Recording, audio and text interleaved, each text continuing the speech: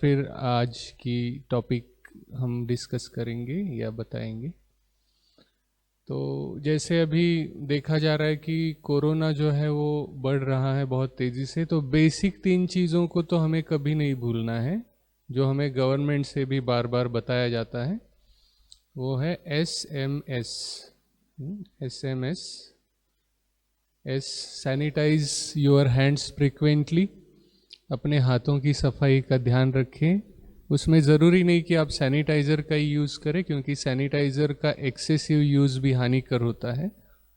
तो उसके बजाय अगर सोप को यूज़ कर सकते हैं, और वो भी अगर बाहर जाते हैं, बाहर से आते हैं। घर में बैठे बैठे ही बार बार हाथ धोने की ज़रूरत नहीं है। मास्क से वायरल लोड जो है वो कम रहता है, क्योंकि अगर दोनों ही लोग मास्क यूज़ करते हैं, क्योंकि आपको ये जानकारी होना आवश्यक है कि जिसको भी इन्फेक्शन है कोरोना का, उसके संपर्क में हम 15 मिनट तक कंटिन्यूअस रहते हैं तो हमें इन्फेक्टेड होने के चांसेस रहते हैं। अगर हमने मास्क पहना हुआ है तो दोनों ही लोगों ने मास्क पहना हुआ है तो उसका लोड बहुत कम रहता है। अगर सामने वाले को इन्फेक्शन है भी, लेकिन उसने मास्क पहना है और मैंने भी मास्क पहना है, अगर उसने नहीं पहना है मैंने पहना है, तो भी 50% तो बेनिफिट होता ही है। तो सेल्फ प्रोटेक्शन, सेल्फ सेफ्टी के बारे में अटेंशन रखें। इसके बारे में कई तरह के व्हाट्सएप पर मैसेजेस घूमते रहते हैं। कोई कहता है कि कोरोना तो है ही नहीं, लेकिन इसके चलते हमें लापरवाह नहीं होना है, केयरलेस नहीं होना है, अपनी सावधानी का ज़रूर ध्यान रखना है। और जो भी कल भी मैंने बातें बताई उसमें मैं थोड़ा सा ऐड करना चाहूँगा, क्योंकि कई लोग पूछते हैं कि भाई जो पतंजलि का कोरोनिल है वो कितना इफ़ेक्टिव है, क्या है। तो पतंजलि ने जो कोरोनिल टैबलेट बनाई है, उसने जो किट बनाया है, तो उसमें एक तो जो टैबलेट है उसमें तुलसी, अश्वगंधा और गिलोय, ये 3 चीज़ें हैं। तो गिलोय तो मैंने कल बताया ही था कि इम्यूनो मॉड्यूलेटर है, इम्यूनिटी को इम्प्रूव करता है। अश्वगंधा जो है वो भी एक बहुत अच्छा फिजिकल और मेंटल स्ट्रेस दोनों को कम करने का काम करता है, और आर्थराइटिस में भी यूज़फुल होता है। आपके जॉइंट्स में पेन हो रहा है, बॉडी में कहीं पेन हो रहा है, तो उसके लिए भी यूज़फुल होता है। और तुलसी जो है वो एंटीपायरेटिक है। अगर आपके घर में तुलसी का पौधा है, आपने लगाया हुआ है, आपके आसपास है, रेगुलरली आप अगर 5 तुलसी के पत्ते रेगुलरली खाते हैं, चबाते हैं, तो भी आपको बुखार आने की संभावनाएं कम हो जाती है। तो इसीलिए ये 3 कंटेंट हैं, तो ये वैसे हर्बल ही है पूरी तरह से। तो 2 गोली सुबह, 2 गोली शाम, ऐसा भी प्रिवेंशन के हिसाब से भी ले सकते हैं। माइल्ड किसी को सिम्टम्स हैं वो भी 2-2 टैबलेट 3 बार ले सकता है। उसमें अणु तेल भी उन्होंने रखा है, कल मैं ये बात बताना स्किप हो गई। तो अणु तेल जो होता है वो नाक में 2-2 बूंद डालने से जो क्या होता है, क्योंकि ये एंट्री पॉइंट है, वायरस का एंट्री पॉइंट जो है, एंट्री यहाँ से होती है। तो इसीलिए उसको अगर हमने सेव कर दिया, तो चलो आपके पास अणु तेल नहीं है, तिल्ली का तेल है, चलो तिल्ली का तेल नहीं है, कोकोनट ऑयल है, कोई भी ऑयल अगर आप डालते हैं तो उससे भी प्रोटेक्शन हो जाता है काफ़ी हद तक। अणु तेल तो वैसे अगर आपको सर्दी है और नाक बंद हो जाती है तो उसमें भी वो फायदा करता है। तो अणु तेल का प्रयोग बताया गया है, स्वस्थ व्यक्ति भी उसको यूज़ कर सकता है। हमने खुद ने भी, जब पिछले साल कोरोना बहुत ज़्यादा बढ़ रहा था, तो रेगुलरली उसका यूज़ किया। तो 2-2 बूंद आप नाक में डाल के ऐसे अच्छी तरह से वो करके उसको ऊपर खींचना है। तो रात को सोते समय कर सकते हैं, और दिन में कहीं निकलना है आपको तो भी 2-2 बूंद डाल के फिर निकल गए बाहर, तो उससे एंट्री पॉइंट का प्रोटेक्शन होता रहेगा। तो ये कुछ बातें मुझे लगा कि मुझे ऐड करनी चाहिए थी कल की बातों में। और जो आज आगे की बात, कल दीदी जी ने कहा कि आप थोड़ा शरीर के प्रकृति के बारे में भी बताएं, तो आयुर्वेद में देखिए 3 दोष बताए गए हैं। अब दोष शब्द जनरली हम निगेटिव वे में यूज करते हैं, लेकिन यहाँ पे दोष शब्द का अर्थ अलग है। दोष शब्द का अलग अर्थ जो है, जिनके अंदर दूषित करने की क्षमता होती है, लेकिन उनका पॉजिटिव एस्पेक्ट भी है कि वो प्रकृति का आरंभ करते हैं, प्रकृति का निर्माण करते हैं। प्रकृति आरंभकत्वे सति दुष्टिकर्तृत्वम दोषत्वम, ऐसा उसका डेफिनेशन बताया जाता है। माना प्रकृति का निर्माण करने में भी इनका योगदान होता है। जैसे देखिए, हम किसी व्यक्ति की अगर उपमा लेते हैं, कोई अगर हमारा बहुत अच्छा दोस्त है, तो बहुत अच्छा दोस्त है तो वो हमारे सारे राज जानता है, सारे सीक्रेट्स उसको पता होते हैं। लेकिन वही अगर उससे अगर रिलेशन खराब हो गया तो वो हमारा उतना ही नुकसान भी कर सकता है, क्योंकि उसको सारी हमारी बारीकियां पता है, सीक्रेट्स पता है। तो ऐसे ही दोषों का भी है। दोष हमारे शरीर में कई सारे फंक्शंस भी करते हैं। तो ये 3 दोष बताए गए हैं आयुर्वेद में, वात, पित्त और कफ। अब जनरली कफ से हम जो सोचते हैं ना, बलगम, जो वो कफ नहीं है, वो विकृत कफ है। और पित्त से जो पित्त निकलता है उसको हम समझते हैं, वैसी बात नहीं है। ये तीनों ही एक प्रकार से सारे शरीर के अंदर कई सारे फंक्शंस करते हैं। तो हम जो पित्त या कफ जिसको कहते हैं ना, जो दिखाई देता है और जो विकृत है, उसको ही हम पित्त और कफ समझते हैं जनरल सामान्य भाषा में। लेकिन ये नॉर्मल फंक्शंस भी करते हैं हमारे शरीर के अंदर। तो इसीलिए हमारे शरीर के प्रकृति का निर्माण जब होता है, जैसे जब गर्भ का निर्माण होता है, उसी समय में माता और पिता के शरीर में जिस दोष की अधिकता होती है, माना स्पर्म और ओवम, जिसको शुक्राणु और बीजाणु कहते हैं, उसमें जिस दोष की प्रधानता होती है, उसके अनुसार उसी समय उसकी प्रकृति निश्चित हो जाती है। तो किसी के अंदर वात की प्रधानता होती है, किसी के अंदर पित्त की प्रधानता होती है, किसी के अंदर कफ की प्रधानता होती है, किसी के अंदर 2 दोषों की प्रधानता होती है। माना वात पित्त की प्रधानता हो सकती है, वात कफ की हो सकती है, कफ पित्त की हो सकती है। तो ऐसे 3 टाइप्स हैं। माना केवल वात की प्रधानता, केवल पित्त की प्रधानता, केवल कफ की प्रधानता, फिर 2-2 दोषों की प्रधानता से 3 टाइप्स है। और एक टाइप जो है, ये तीनों दोष समान जिसके अंदर होते हैं, जिसको सम प्रकृति कहा है, which is rarest of the rare. माना बहुत ही रेयर, माना ऐसा व्यक्ति जो होता है ना, जिसकी सम प्रकृति होती है, वो जनरली बीमार नहीं पड़ता है, वो हमेशा हेल्दी रहता है। क्योंकि हेल्थ की जो डेफिनेशन आयुर्वेद में बताई है, उसमें कहा है समदोषः, समदोषः समाग्निश्च समधातु मलक क्रिया प्रसन्न आत्मेन्द्रिय मनः स्वस्थ इति अभिधीयते। बड़े आश्चर्य की बात है कि WHO जो अभी डेफिनेशन बताता है और आयुर्वेद ने इतने साल पहले जो डेफिनेशन बताई, सेम ही है, कोई फर्क नहीं है। क्योंकि पहले लाइन में जो बताया कि समदोष, माना हमारे शरीर के अंदर जो वात पित्त कफ है, तीनों बैलेंस में होने चाहिए। सम अग्नि, अग्नि को बहुत इंपॉर्टेंस दिया है आयुर्वेद ने। जाठराग्नि जो हमारा होता है, जिससे डाइजेशन होता है, हमारा जो डाइजेस्टिव फायर है, जो पाचन करने का काम करता है, तो वो भी हमारा सम होना चाहिए। समदोषः समाग्निश्च समधातु मलक क्रिया।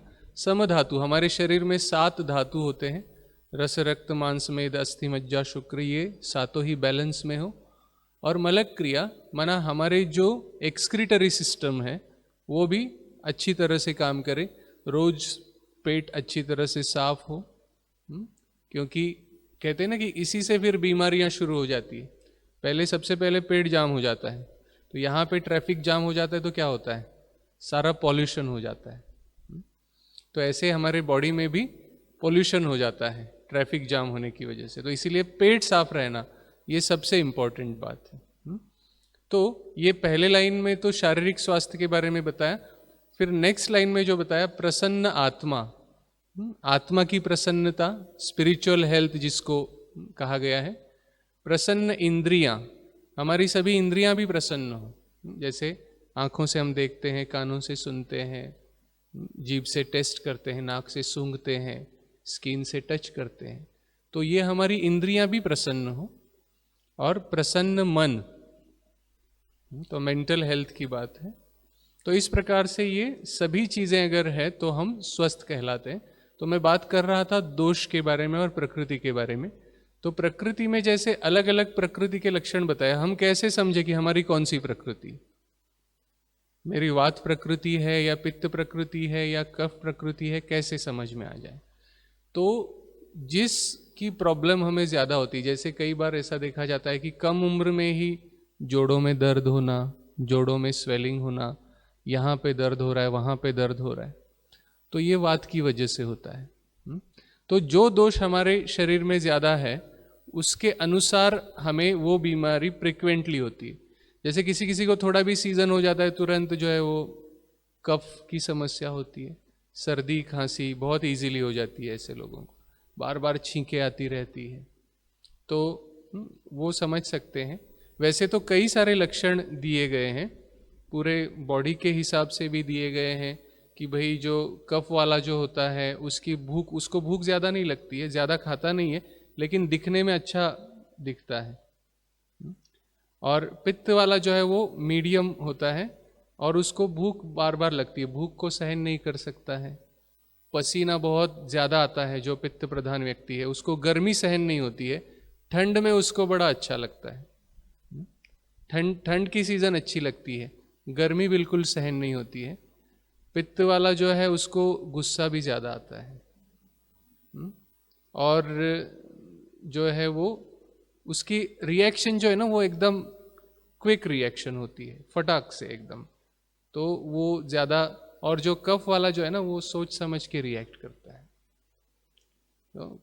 तो ये मैंने ऐसे अलग अलग उसके कई सारे गुण बताए हैं, कई सारे पॉइंट्स बताए हैं, उसके आधार पे भी। वात वाला जो होता है ना वो बड़ा अस्थिर टाइप का होता है, अनस्टेबल टाइप का होता है, चंचल टाइप का होता है, और उसको जो है वो कुछ भी उसका फिक्स नहीं होता है, कभी बहुत ज़्यादा खाएगा, कभी कहेगा कुछ नहीं मुझे, माना भूख भी उसकी जो है वो अनस्टेबल होती है, कभी बहुत ज़्यादा भी खा लेगा, पचा भी लेगा, कभी थोड़ा खाएगा तो वो भी हजम नहीं हो जाएगा, और नींद में भी उसको थोड़ा भी कुछ आवाज़ आया तुरंत नींद खुल जाएगी वात वाले की। लेकिन पित्त वाला जो है वो थोड़ा सोएगा लेकिन एकदम गहरी नींद, उसको पता नहीं चलेगा कुछ। और कफ प्रकृति वाले व्यक्ति को नींद प्रिय होती है, उसको नींद ज़्यादा अच्छी लगती है, नींद ज़्यादा आती है। तो ये अलग अलग चीज़ों के आधार पर हम डिसाइड कर सकते हैं कि हमारी प्रकृति कौन सी है। अब ये डिसाइड क्यों करना चाहिए हमें, इससे क्या फ़ायदा होता है, तो उसके अनुसार हम अपना डाइट जो है वो तय कर सकते हैं। हमें क्या खाना चाहिए, क्या नहीं खाना चाहिए, क्या अवॉइड करना चाहिए। तो प्रकृति के अनुसार हम अपना डाइट और अपने लाइफस्टाइल में भी वैसे चेंजेस अगर कर लेते हैं तो उससे हमें स्वस्थ रहने में मदद मिलती है। जैसे अगर मुझे पता है कि भाई मेरी कफ प्रकृति, जैसे मैंने आपको बताया कि कफ वाले जो होते हैं वो दिखने में तो हेल्दी, काफ़ी वेट भी उनका अच्छा रहता है, लेकिन ज़्यादा इंटेक नहीं होता है। पित्त वाले मीडियम दिखते हैं, खाते बहुत है और पचाते भी हैं, क्योंकि उनकी अग्नि जो है वो तीक्ष्ण अग्नि होती है, वो पचा भी लेते हैं, प्यास भी उनको ज़्यादा लगती है, पानी भी बार बार। तो इसीलिए देखो ना, कई बार हम देखते हैं कि अरे मैं तो इतना पानी पी रहा हूँ, ये तो इतने समय से कुछ पानी भी नहीं पिया इसने, ऐसे कैसे? अरे पानी पीना चाहिए। मैं पित्त वाला हूँ तो मैं कफ वाले को क्या कहूँगा, अरे तू पानी ही नहीं पीता है बिल्कुल, कम से कम सारे दिन भर में 5 लीटर 3 लीटर 4 लीटर, जो भी मॉडर्न आधुनिक विज्ञान में कहा जाता है, एक्चुअली वैसे होता नहीं है। एक्चुअली हमें अपने रिक्वायरमेंट के हिसाब से ही पानी पीना चाहिए, जितनी प्यास है उतना पीना चाहिए। तो इसीलिए कफ वाले व्यक्ति को रिक्वायरमेंट ही ज़्यादा नहीं रहती है, उसको ज़्यादा पानी पीने की इच्छा ही नहीं होती है। तो इसीलिए ये बातें, इसीलिए फिर हमें लगता है कि अरे ये ऐसे कैसे है, क्योंकि उसकी प्रकृति अलग है। और उस हिसाब से फिर अगर कफ प्रधान है व्यक्ति, तो जैसे मैंने कल आपको बताया कि कफ को कम करने वाले रस, कफ को कम करने वाले रस जो होते हैं कड़वा, तीखा और कसैला। तो चलिए मान लीजिए मैं कफ प्रकृति नहीं है, लेकिन अगर मेरे शरीर में कफ बढ़ गया है, जैसे अभी ये कफ के प्रकोप का समय चल रहा है, ये जो मार्च अप्रैल, इसमें नेचुरली सभी के शरीर में कफ दोष का प्रकोप हो जाता है। वात दोष का प्रकोप कब होता है? बरसात के सीजन में, सावन भादो, तो ये वात के प्रकोप का समय होता है। और पित्त का प्रकोप कब होता है? जिसको शरद ऋतु कहा जाता है, सितंबर और अक्टूबर मंथ। तो ये पित्त का प्रकोप उस समय होता है। तो इसीलिए ये भी अगर बातें हमें पता है तो उस हिसाब से हम अपना डाइट जो है वो प्लान कर सकते हैं। तो अगर मुझे अभी कफ की समझ, चलो मुझे प्रकृति समझ में नहीं आ रही मेरी, हो सकता है कि मुझे इतना समझ में नहीं आ रहा, लेकिन अगर मुझे कफ की समस्या हो रही है तो मुझे फिर उस समय ज़्यादा मीठा नहीं खाना चाहिए, ज़्यादा खट्टा नहीं खाना चाहिए, ज़्यादा नमकीन भी नहीं खाना चाहिए। मीठा, खट्टा, नमकीन और जो ठंडी तासीर वाली चीज़ें हैं ये कफ को बढ़ाने का काम करती है। तो बिल्कुल भी नहीं खाना चाहिए ऐसी बात नहीं है, उसको कम कर दो। और ज़्यादा क्या खाओ तो कड़वा, तीखा और कसैला, और जो गरम तासीर वाला है या जो गरम है, तो ये चीज़ें फिर कफ को कम करने में मदद करती है। ऐसे ही पित्त को कम करने में क्या हेल्प करता है? पित्त को कम करने में मीठा, कड़वा और कसैला और ठंडी तासीर वाली चीज़ें ये पित्त को कम करने में हेल्प करती है। तो इसीलिए कषाय तिक्त मधुरा पित्तम, कसैला, कड़वा और मीठा और ठंडी तासीर वाला ये पित्त को कम करता है। और वात को क्या कम करता है? तो जो कफ को बढ़ाता है वो वात को कम करता है। माना मीठा, खट्टा, नमकीन ये वात को कम करता है, और जो गर्म तासीर वाला है ये वात को कम करने का काम करता है। तो ये भी अगर बेसिक बातें हमने अगर अपने बुद्धि में रखी तो उस हिसाब से भी मैंने तो कई बार अपने जीवन में ये अनुभव किया है, मुझे कुछ भी थोड़ी प्रॉब्लम हो जाती है ना तो मैं अपने डाइट को चेंज करता हूँ और उसके आधार पर ही वो प्रॉब्लम ठीक हो जाती। बहुत कम मेडिसिन लेने की ज़रूरत पड़ती, और लेने की ज़रूरत पड़ती भी है तो भी आयुर्वेद की मेडिसिन से मैनेज हो जाता है। एलोपैथी लेने की तो नौबत ही नहीं आती। मैंने देखा पिछले कई सालों में जब से मैं प्रैक्टिस कर रहा हूँ, तो अपने लिए और अपने परिवार के लिए और मेरे जो भी पहचान के लोग हैं, एलोपैथी की ज़रूरत ना के बराबर पड़ती है। हाँ, कब पड़ती थी? डेंटिस्ट के पास जब जाते थे तो वो पेन किलर और एंटीबायोटिक कंपल्सरीली, वो भी एंटीबायोटिक मुझे सूट नहीं करती, तो मैं कहता था कि भाई मैं ज़रूरत पड़ती है उतना ही, फिर ज़्यादा से ज़्यादा उसके 3 दिन तक लेता था, 5 दिन तक भी नहीं लेता था एंटीबायोटिक। और पेन किलर तो जैसे पेन अगर नहीं है तो पेन किलर भी नहीं लेता था। तो इसीलिए ये अनुभव के आधार पर मैं आपको बता रहा हूँ कि अगर हम अपने डाइट के ऊपर ध्यान देते हैं तो डाइट एक दवाई की तरह काम करता है। तो इसलिए आयुर्वेद में इसको सबसे बड़ी दवाई कहा है, महाभेषज कहा है। अगर हम आहार को दवाई की तरह प्रयोग करना सीख जाते हैं तो हमें दवाइयों को आहार की तरह लेने की नौबत नहीं आ सकती। कई बार हम देखते हैं ना, कई पेशेंट्स के पास ये दवाई इसके लिए, ये दवाई इसके लिए, ये दवाई इसके लिए।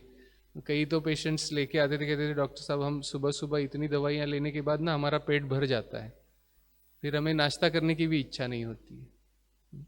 तो मैंने इतनी सारी दवाइयाँ, तो इनके चक्कर से हम बच सकते हैं। तो इसीलिए हम अपने आहार के ऊपर ध्यान रखें और उस अनुसार उसमें चेंजेस करें, तो उससे काफ़ी हमारे हेल्थ के ऊपर उसका अच्छा असर पड़ सकता है। जैसे कुछ और बेसिक बातें मैं बता दूं आहार के बारे में। कच्चा खाना और पका हुआ खाना वो जहाँ तक हो सके अलग अलग खाना चाहिए। फल भी है, भोजन के बाद नहीं खाने चाहिए। आप अलग टाइम पे खाओ तो ज़्यादा अच्छा है। अगर 5 से 6 बजे का टाइम है, जैसे जो टी टाइम लोग कहते हैं, उसको फ्रूट टाइम में कन्वर्ट करना चाहिए। दिन में कोई ना कोई फल ज़रूर हमारे शरीर में जाना चाहिए, क्योंकि उसमें ऐसे तत्व होते हैं जिसको हम एंटीऑक्सीडेंट्स कहते हैं, तो वो बीमारियों को कम करने में भी हेल्प करते हैं। और सीज़न के फल जो होते हैं उससे हमारे अंदर की जो रोग प्रतिकारक शक्ति है वो भी बढ़ने में हमें हेल्प मिलती है। तो इसीलिए फल ज़रूर खाएं।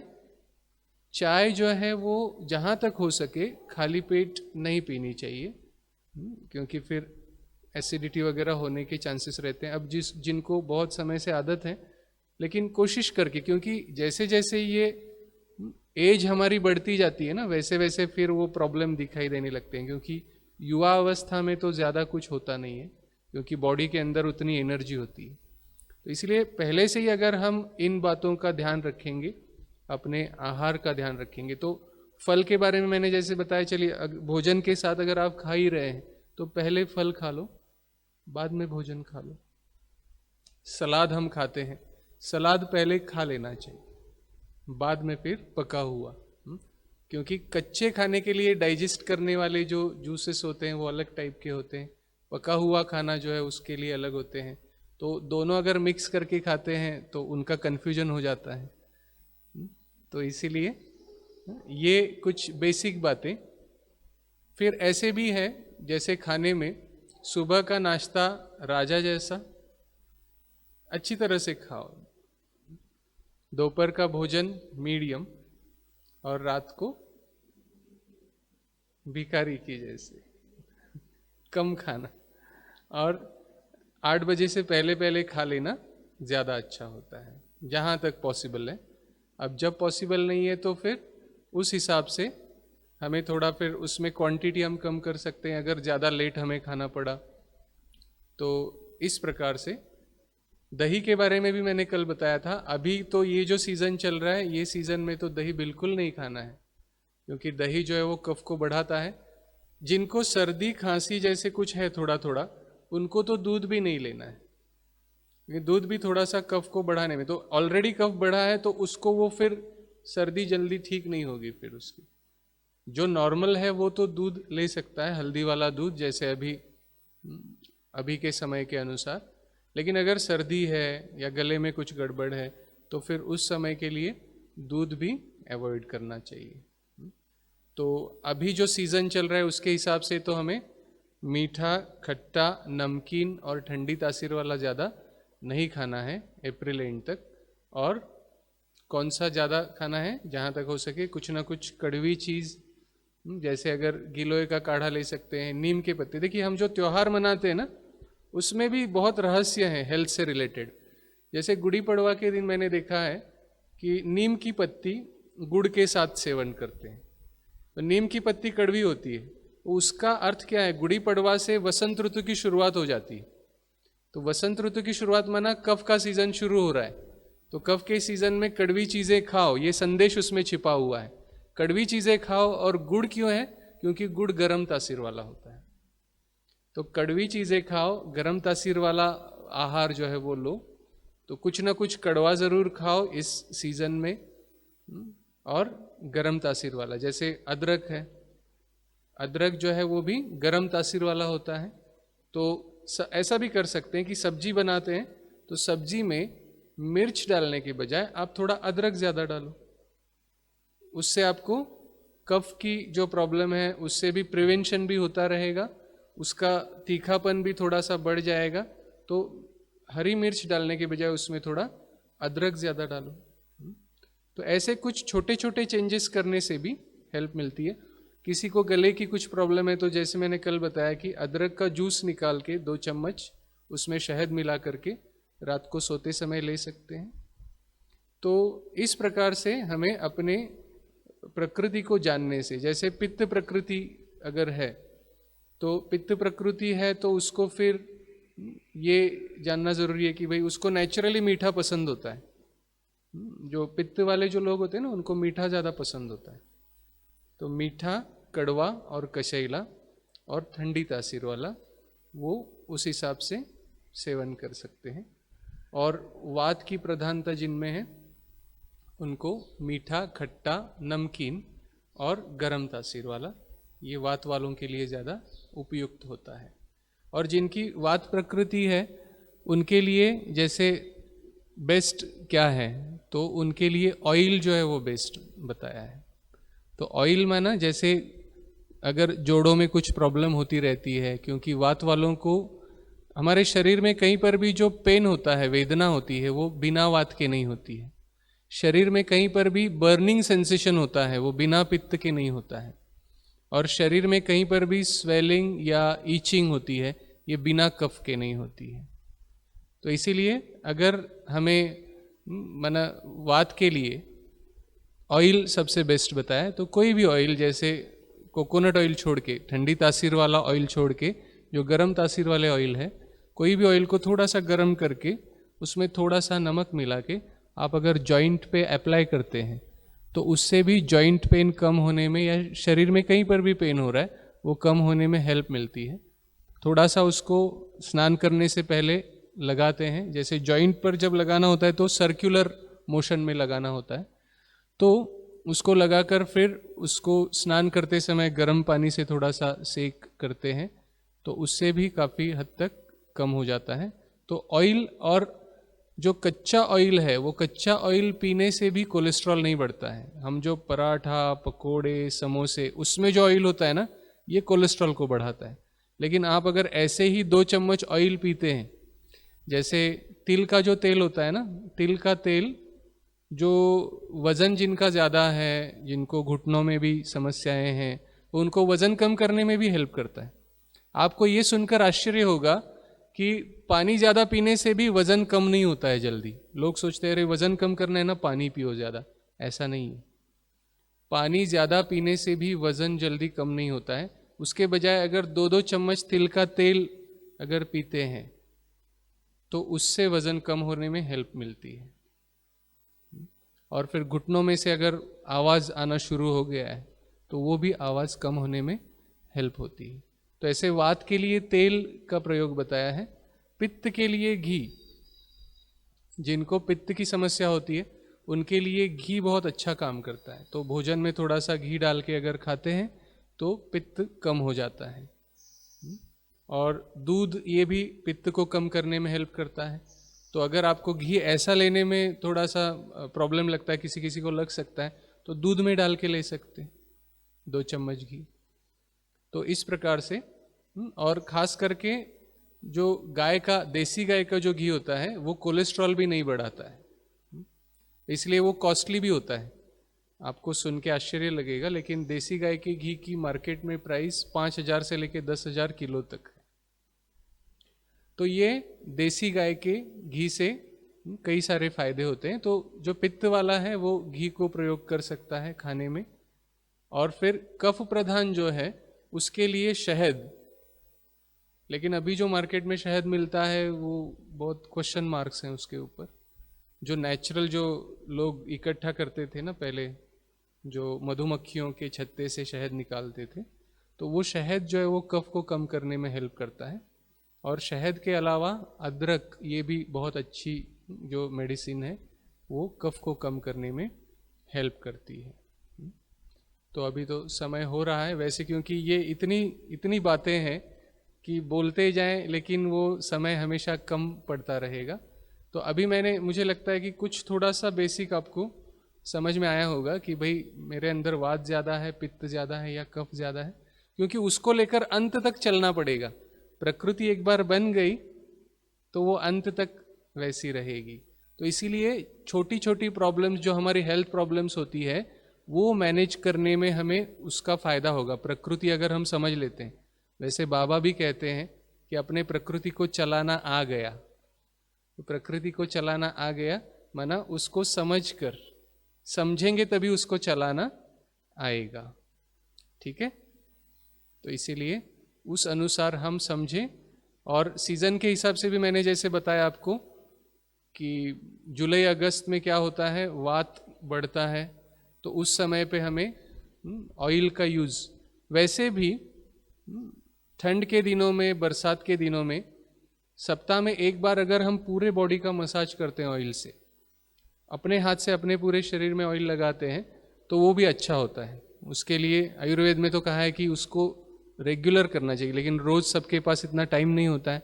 तो जैसे संडे का दिन है, जब फुर्सत का समय है, उस समय पे जब स्नान करना है तो स्नान करने से पहले पूरे बॉडी को ऑयल लगा के उसके बाद स्नान कर लेते हैं। तो उससे भी कई सारे फायदे हमारे हेल्थ के लिए हमें होते हैं। तो ये तो कई सारी डिटेल की बातें बताई हुई हैं, लेकिन अभी समय को देखते हुए फिर यहीं पर पूरा करते हैं। ओम शांति।